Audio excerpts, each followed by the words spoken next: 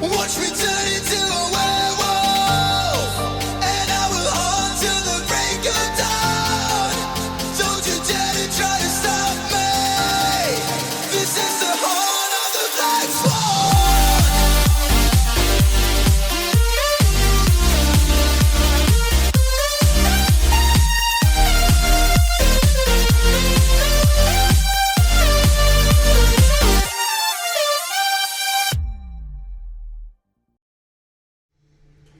Hey, welcome back, Insomniacs. Midnight Sun 518 here from the desk.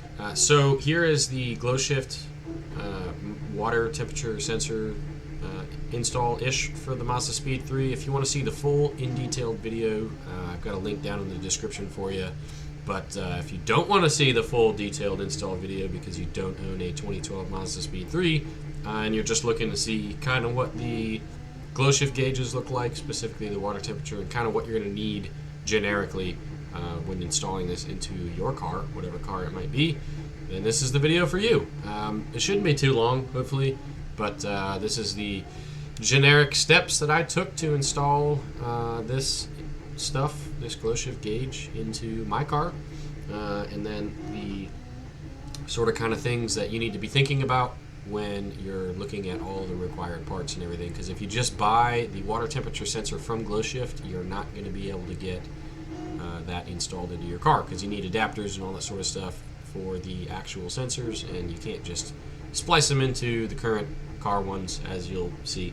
But yeah, so we're gonna hop right into it. Here we go.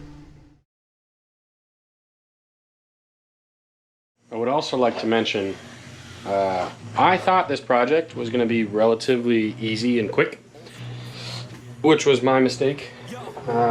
I thought that the wiring that I did inside that you guys saw in the beginning of this video was going to be pretty much the majority of the effort and work going into this. Obviously that's not the case. But moving on, so because as we know, the water temperature hookup that I did didn't work at all.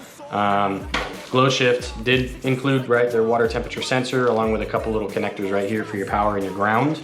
And I bought this right here. It's a 32mm adapter, and so basically this fits inside of the existing water, the coolant return hose lines that go to the radiator. So I just got to figure out which hose line is coming from the engine, which would have been the hot leaving, going to the radiator in order to install this. From what I was reading online, use either a 32 or a 34mm that would fit for a Mazda Speed 3 coolant return hose line. So I bought the 32 because I figured with that I can clamp down the hose and make it not leak if it is a 34. You know what I mean? Because 2mm isn't too big of a deal to be able to squish down like rubber hose. We're going to be moving over here, and I took apart all this again. This time I took my air box completely out, and this is the coolant cable or coolant line that I'm going to hook in my thing. So I got a bucket down there. It's clean-ish. I'm just gonna unpinch my connector, drain coolant into bucket, take hose off, cut, add, and then put hose back on, add coolant, and hope it's fine. I've been pissed off, mad frustrated. I've been loved, admired, and finally made it to the other side where I realized something sacred. Oh, there it is! Oh shit! Got him. That smells like shit. That smells like coolant. It smells like fucking formaldehyde. Oh god. There's no turning back now. Yeah, I guess it's probably a good idea to cut off an extra, like an inch, I guess. Inch or so, just for the sizing. So I guess I'll do that. Don't mind the dripping noise. That's just the coolant leaking out of my engine right now. Everything is fine, okay? All of this is for aesthetics too. So now we have ourselves a 32mm GlowShift adapter, and I did already test it, so this is going to go on here like that. So I want this to be up like that. I want this to go the other way. Okay, you know what? I'll take that rubber sheet off. Yep. There it is. There he goes. Yeah, that extra coolant counts as like a lubricant. Oh yeah. You know what I'm saying? Coolant is mostly returned to the car. There's still a smidgen left in the bucket. we have our coolant thingamabobber, which is pretty cool. The black should be ground, the white should be the actual sensing wire, and so I'm just gonna snippety-do off the end there and then be able to run my sensing line for the actual engine coolant temperature to go into there. Alrighty, so that's all good to go in here. I'll show you. Adapter hooked up, we got the thingamajig in, we got the wires run, right? Sensing wire, the ground goes up to here, which is not technically fully attached yet.